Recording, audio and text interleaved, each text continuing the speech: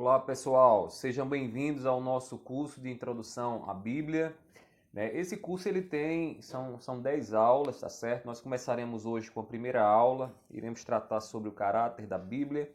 E aí essa aula ela está dividida em partes, certo? Na primeira parte nós iremos ver como a Bíblia está estruturada, tá certo? Iremos estudar o esqueleto da Bíblia, aquilo que sustenta, né, as escrituras por trás das escrituras, e aí iremos perceber as ideias que estão por trás dos escritos de cada historinha que está contada na Bíblia, tá certo? Também iremos ver aqui o que é a inspiração, e aí nós iremos chegar a um conceito do que seja inspiração. E eu sei que muitos já perguntam, inspiração é aquilo que os poetas dizem, inspiração é quando alguém diz, acordei hoje inspirado, né? O que é que quer dizer essa inspiração? Nós iremos aqui esclarecer para vocês, tá bom? Então vamos começar a nossa aula de hoje. Se você quer acompanhar aí as nossas aulas com a Bíblia, eu recomendo a Bíblia Nova Almeida Atualizada, que é a que eu uso, tá bom? Então, o material também nós iremos disponibilizar esse material lá na comunidade do grupo no YouTube, Escola de Pregadores no YouTube. Você entra lá e você faz o download dos slides para que você futuramente possa fazer assim as suas consultas e também tá relembrando aquilo que a gente vai falar, tá bom? Eu espero que esse curso seja bem instrutivo para você. Então vamos lá, a gente vai começar falando sobre a questão da estrutura. E aí, antes da gente entrar no assunto propriamente dito, é importante a gente esclarecer aqui o que é uma estrutura. A estrutura é aquela parte invisível, né, que está lá por trás de um texto, por trás de algo, né? Vou dar um exemplo aqui de estrutura para a gente perceber essa estrutura de uma forma mais prática. A estrutura, por exemplo, do corpo são os ossos, né? Então, os ossos são quem dão sustentação ao corpo, aos músculos, à carne. E a Bíblia ela tem tem ossos também, ela também tem a sua estrutura lá, que sustenta todo o seu conteúdo, que organiza o seu conteúdo. Quando o autor bíblico, inspirado por Deus, ele começou a redigir, ele escreveu dentro de uma estrutura. Então, nós iremos ver qual é essa estrutura nessa aula, tá bom? Primeira pergunta, o que é a Bíblia, né? A gente costuma usar essa palavra Bíblia, Bíblia, Bíblia, mas às vezes não paramos para buscar o significado, o que significa, né? E a palavra Bíblia, ela é encontrada primeiramente no século XI, e ela é uma palavrinha de origem grega, né? Que era utilizada para descrever a casca de papiro. Casca de papiro porque era o lugar, né, onde as pessoas escreviam, era o objeto no qual as pessoas escreviam. Então, Bíblia significa a palavra, né, casca de papiro. No século II, o que foi que aconteceu? Essa palavra Bíblia ela ganha então um significado agora muito relevante para nós que somos cristãos, porque a Bíblia passa a ser agora identificada como os escritos sagrados dos cristãos. Então, quando se refere à Bíblia, a partir do século II se refere a esse conjunto de livros, né, esses escritos que são considerados como sagrados para nós que somos cristãos, tá bom? Então, a Bíblia, inicialmente, né, a palavra Bíblia significa casca de papiro, e aí esse significado aí, quando se referimos à Bíblia hoje, e aí que essa Bíblia, esse nome Bíblia, ele vem a ganhar esse significado, né, com o tempo, passou por outros idiomas, o francês, o latim, até chegar a esse significado Bíblia, e aí no século II a gente tem a Bíblia como escritos sagrados dos cristãos. A Bíblia ela tem dois testamentos, né? E quais são os dois testamentos? O Antigo e o Novo Testamento. É importante aqui a gente fazer um esclarecimento, porque a gente costuma chamar de testamentos, mas o melhor seríamos chamar de pactos e alianças, né? A Bíblia descreve alianças e pactos de Deus com o homem. Um pacto ou uma aliança, né, é um compromisso firmado entre duas partes, e aí nesse caso Deus e os homens, e Deus ele se relaciona conosco, ele se relaciona com os homens através de pactos, colocando para eles condições de bênção e condições também de maldição. Então, a Bíblia descreve pactos. Testamento dá a ideia de quê? De um documento que descreve ali uma herança deixada após a morte, e não é bem isso que a Bíblia tem a nos narrar nos dois testamentos que a gente tem, né? Eu vou chamar aqui testamento porque comumente se chama testamento e eu não vou mudar isso, certo? As pessoas vão sempre sempre o Antigo e o Novo Testamento, mas assim, o melhor seríamos compreender como pactos e como aliança. E aí existem dois testamentos, que são o Antigo e o Novo.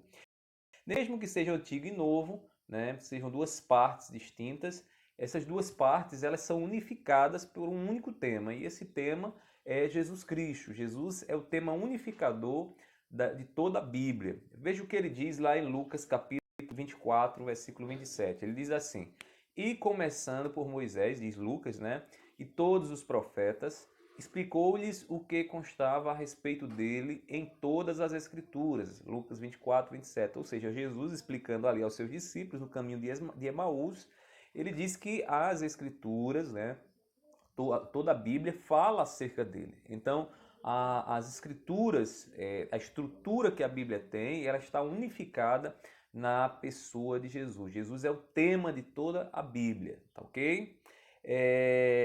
Essa estrutura, a estrutura da Bíblia, o Antigo e o Novo Testamento, ele tem algumas seções, e aí são 4 em cada testamento. Nós seguiremos aqui as seções conforme a Septuaginta, né? Septuaginta, que é a tradução lá do hebraico para o grego, e aí nessa tradução as seções, as divisões, a estrutura que é dada é conforme está aí no slide, né? Então nós temos o que na estrutura do Antigo Testamento? Nós temos a lei, os históricos, livros históricos, profetas e poesias. A lei ela consta de 5 livros, tá certo? São os 5 livros também chamados de Torá. O histórico são os livros históricos que narram a história e circunstâncias do povo de Deus. Os profetas, que são profetas maiores e profetas menores, detalhe, eles recebem esse nome não porque não é uma questão de importância, maiores porque são mais importantes, mas maiores porque o conteúdo é maior, tá certo, entre eles. E temos as poesias, que aí envolve também os saltérios, envolve os escritos de sabedoria, né, os provérbios e tal, o cântico dos cânticos, cantares, né, também. Então nós temos aí essa estrutura. E é importante também dizer que os judeus eles não seguem essa estrutura, eles têm uma maneira diferente, peculiar de tratar a questão da divisão do Antigo Testamento, que aí no caso seriam os escritos, né, a lei e os profetas. E aí nós temos o Novo Testamento. No Novo Testamento nós temos, observa, as 4 seções, e aí quais são essas seções? Evangelhos, históricos, epístola e proféticos. Os evangelhos são 4 ao todo, 3 deles são chamados de evangelhos sinóticos porque eles recebem esse nome devido à semelhança que existe entre eles. Então, Mateus, Marcos e Lucas, eles são semelhantes, o mesmo conteúdo que está em um está no outro e assim, né, sucessivamente, né, eles são semelhantes, por isso recebe o nome de sinóticos. O Evangelho de João ele é bem peculiar, é um evangelho, mas não carrega as mesmas semelhanças dos outros, por isso que ele não é incluído nos sinóticos. Temos um livro histórico, né, que é o livro de Atos. O livro de Atos é um livro histórico. Temos também as epístolas, a sua grande maioria.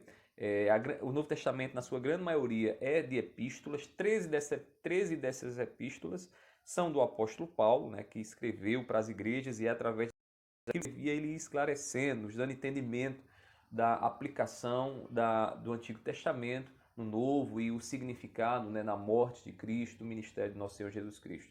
E um livro profético, que também é chamado livro de revelação ou apocalíptico, né, que é o livro de Apocalipse, tá bom? Então essa é a estrutura que a gente vê, que a gente percebe em toda a Bíblia, tanto no Antigo Testamento como no Novo Testamento.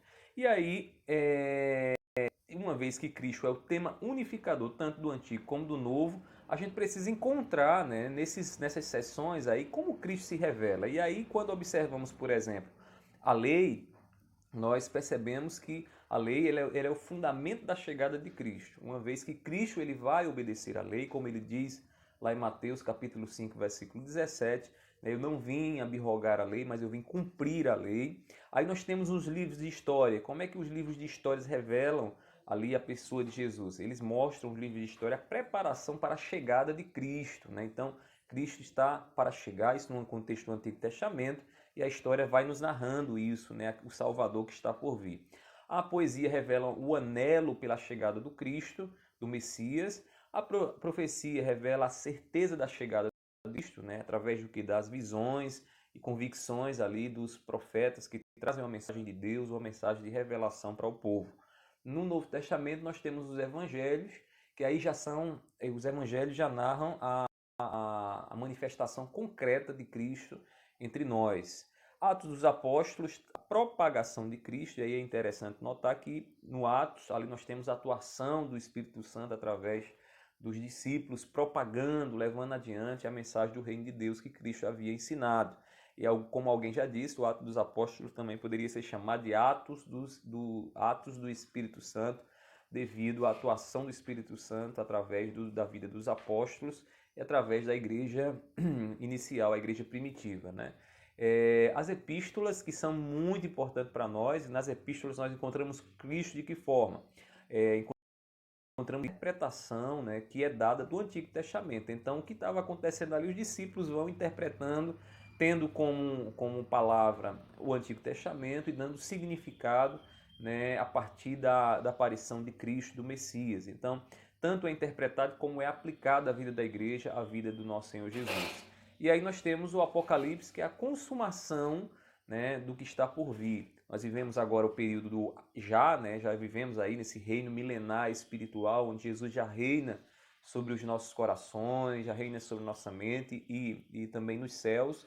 Ele já reina, estamos aguardando a consumação, a concretização, quando ele virá aqui para restaurar aqueles que estiverem vivos, ressuscitar os mortos e estabelecer o seu reino entre nós aqui, nos dando um novo céu e uma nova terra. Tudo isso é revelado em quê?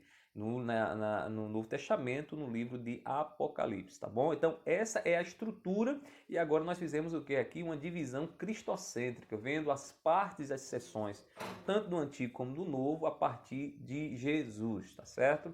Aí vem uma perguntinha: os capítulos e versículos, eles sempre tiveram na Bíblia, sempre foi assim, a Bíblia sempre teve seus capítulos, capítulo 1, 2, 3, versículos 1, 2, 3 e assim por diante, né? Não, a Bíblia não foi escrita em capítulos. Os autores inspirados por Deus, eles não escreveram capítulos e versículos.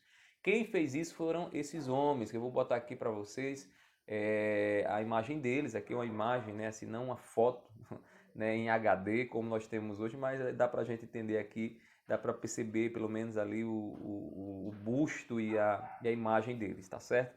O primeiro deles foi o Stephen Langton. Em 1227 ele fez a divisão em capítulos da Bíblia, né?